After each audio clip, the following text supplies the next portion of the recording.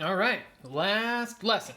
So, last thing I want to do here is I would like you to be able to graph an ellipse from the equation. Okay, so this is our goal, is to graph an ellipse from an equation. An ellipse is basically an oval, but it has a few nice properties that I'm going to describe right now. Okay, so here's an ellipse.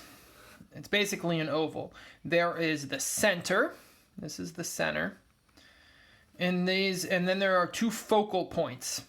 By the way, so you got the center and you got two focal points like that.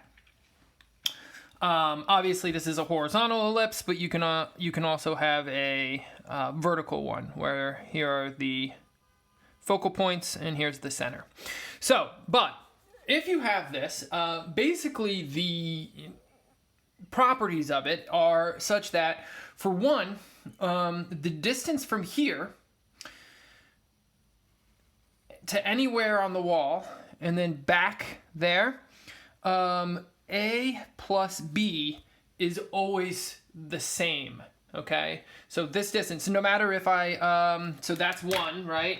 But if I let's say I went to this point, this is A, and then this would be B. But no matter where you go, A plus B is always the same. Okay, so the distance A and B, no matter where you bounce off of on the wall, the distance A plus the distance B are always going to be identical no matter where you go. So this A plus B is equal to this A plus B. And that's true if I also chose maybe over here, right? So if I did this A, so this is a really big A, and then here's kind of a small b. But no matter what we do, if I sum the two red lines, that would equal the length of the two blue lines added together, which would equal the length of the two black lines added together. So they're always the same. The other thing is actually this line would be the exact, it would actually reflect. So if you were sitting in an elliptical room and you threw a ball against the you were standing on the focal point and you threw a ball against the wall, it would bounce directly in this manner. Or if you threw it directly to this point, it would then bounce over here. And so basically, from one focal point to the other, right? So from one focal point to the other, it's actually a direct line, where it would be a direct reflected line, right? So it's going to always reflect off the wall and go to this point F. The story I tell about this is I went to I think it's the Chicago, it's a museum in Chicago. I think it's Science and Engineering Museum. And basically they had this huge elliptical room. And they had these two spots on the floor to do the focal points.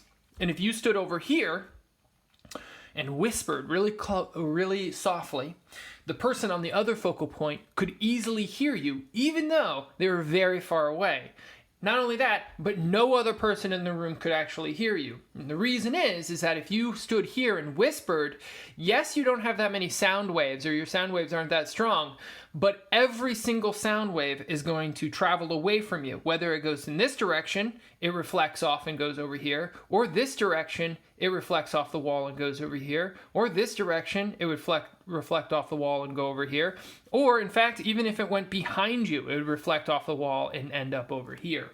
And so all of the sound waves that you whisper end up at this other focal point, making it very easy for this person to actually hear it. While if you were standing over here, the only sound you hear is that single sound wave that goes directly to them. So that's why this person can't hear it, because they're only getting one sound wave. But this person can, because they are getting all of the sound waves going directly there. So it's sort of a nice little, a neat little lesson on ellipses. What's another one? Oh, ellipses also are orbits. So the Earth travels around the sun in an orbit. And the sun is actually at one of the focal points. So, I mean, in this case though, the Earth, if I had the sun here, the Earth would almost perfectly go around the sun in an almost perfect circle. It's very, very close to a perfect circle. And so the center and the focal point are extremely close together. And so it's hard to tell. However, comets, so if here's the sun, the path of a comet is much more elongated. It has a higher eccentricity. And so you could easily see that we have all these comets that come zooming into our solar system, and they come right around the sun like this, and then they zoom out and they go really far out of the way, and the sun is actually one of the focal points. So it is an ellipse. The comet travels an elliptical path around the sun with the sun at one of the focal points, and it's very obvious that it's it comes zooming in, whips around that, and leaves. So those are all different things about an ellipse. Okay, now how to graph. So basic form. So let's talk about that. Okay, so let's do that. Okay, so. General form, general or standard form, is x minus h squared over the radius squared r sub x. I'm going to do r sub x to stand for the x radius, plus y minus k squared over the y radius squared equal to 1. So this is the y radius, this is the x radius. Up here, we've got h and k, and just like a circle, hk is the center of the ellipse.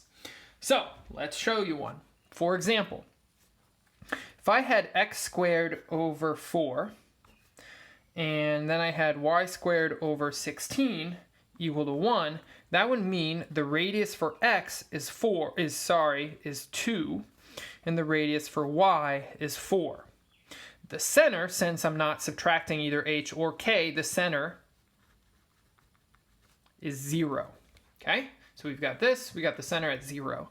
So this means that if I were to graph this, center's at 0, but the x radius is 2. So it just goes out to here. But the y radius is 4, which means it has to go all the way out to there. And so we get this ellipse. So that would be this ellipse right here. So this graphs to that, right? So this is your y radius, which is 4, and this is your x radius, which is 2. And your center is at 0, 0. All right. So that's a really easy one. Let's try one that has a little bit more to it, but not much more. So we'll go back up. Let's do... Okay, so here's one. Let's do x minus 2 squared over 9 plus y plus 4 squared over 49 equal to 1. Well, the x radius is 3. The y radius is 7, because the square root of 9 is 3, and underneath the y, the square root of 49 is 7. The center, in this case now, is at the opposite, 2, negative 4. So we have a center at 2, negative 4, we have an x radius of 3, and a y radius of 7. So let's actually graph that. So, okay, so center is at 2, 1, 2, 1, 2, 3, 4. Here's my center. Now, the x radius is simply 3. So that's 1, 2, 3, and then 1, 2, 3. So 1, 2, 3. So it's going to go out to here and out to here. So that's my x radius. That's horizontal. My y radius, though, is 7. So that means I have to count up 1, 2, 3, 4, 5, 6, 7. So it is going to be all the way up here. And 1, 2, 3, 4, 5, 6, 7. So it's actually also going to go all the way down to there. And so my ellipse actually looks like, this one's a vertical ellipse, right? Oops, this one's a little out of, there we go. That's a vertical ellipse. It's taller than it is wide. And so we have a vertical ellipse centered at 2, -4, having a x radius of 3 and a y radius of 7. And you're done. Okay, last one, and definitely the hardest. So, what if I give you an equation that isn't in standard form? So here's the tough one. Okay, 25x squared plus 100x plus 9y squared minus 108y plus 199 equals 0. All right, so what you want to do is kind of the same as the circle, except here you're actually going to have coefficients of y squared and x squared. But you still want to group your x's, group your y's, move the constant to the other side. So 25 x squared plus 100x, like so. Here's my x's, plus my y's, 9y squared minus 108y. And that's going to equal negative 199. Moving to the other side. Now what I want to do is I am actually going to factor out my coefficient of x squared and my y squared. So I'm going to get 25 x squared plus 4x, leave a little space, plus 9 y squared, okay, well, 108. So what is 108? 108 divided by 9 is 12. So we're going to subtract 12y. I'm going to leave a little space, and this is still equal to negative 199. We are now going to complete the square. So for this to complete, well, yeah. So to complete the square here, what we do is we simply, well, I know this is going to be x plus 2 squared, right? X squared plus 4, 4x, take the 4, divide by 2, you get 2. So this is good. However, I need this term. Well, 2 squared is 4. So that term right here is 4. However, I didn't just add 4, because yes, I put 4 inside this parentheses, but notice there's a 25 on the outside. And notice what I actually did is this 25 would get distributed to the 4. And 25 times 4 is 100. So I actually, by adding this 4 to the inside, since it's being 25, since it's being multiplied by 25, I increase this side by 100, which means I need to increase this side of the equal sign also by 100. Let's do that process again, except with the y. Notice we have y squared minus 12y. We understand this is going to be, right? We understand that this is actually going to be y minus 6 squared.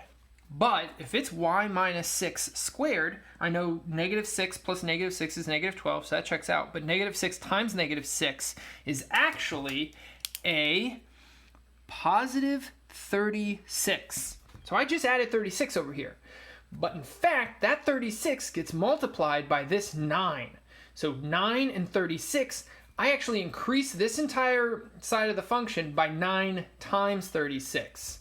So, getting out my calculator, 9 times 36, I increase this side by 324. So I have to add the 324 over there. So the 9 times the 36 makes it 324. That's what I had to add on that side. So, by the way, this 25 is still on the outside here, and this 9 is still on the outside there. But now this is equal to negative 199 plus 100 plus 324. 225. Okay, now, remember the standard form is equal to 1, right? It's always equal to 1. So since it's equal to 1, to make this 225 a 1, what we're going to do is we are simply going to go through this entire thing and divide by 225. Right? This cancels and just becomes a 1. This is 9 over 225. 9 divided by 225, and I want to turn that into a fraction. So 9 divided by 225 into a fraction will give me 1 over 25. So this should be 1 over 25. So this is just simply going to be y minus 6 squared over 25. This one is the same. 25 divided by 225, but in a fraction gives me x plus 2 squared, and it says 1/9. So over 9. And here is my standard form.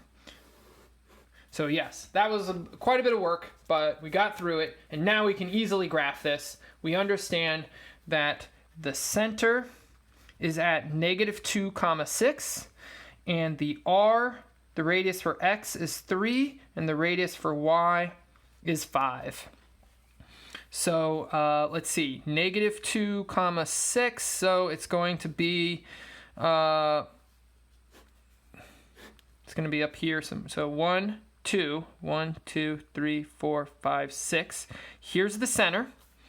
The x radius is 3, so 1, 2, 3, 1, 2, 3. And the y radius is 5. 1, 2, 3, 4, 5. 1, 2, 3, 4, 5. And now we're ready to graph our actual ellipse here. So when you do your homework, by the way, you might have to,